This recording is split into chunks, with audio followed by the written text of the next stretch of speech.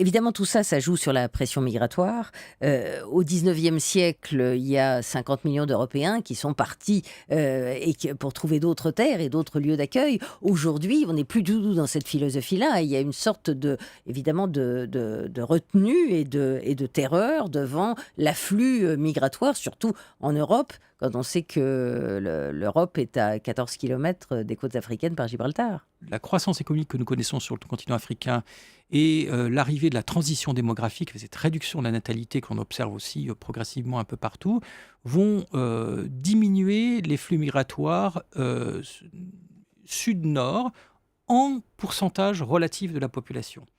L'essentiel de la migration qui a lieu en Afrique, qui aura lieu en Afrique, sera une migration intra-africaine. Et ça, vous le dites bien, ça circule à l'intérieur de l'Afrique. Ça circule énormément. Les Africains ont toujours beaucoup bougé et ils continuent à le faire massivement. Et il y aura une toute petite frange qui va aller au nord. Alors le problème, c'est que 1/1000 d'un milliard d'habitants, ça fait beaucoup de monde.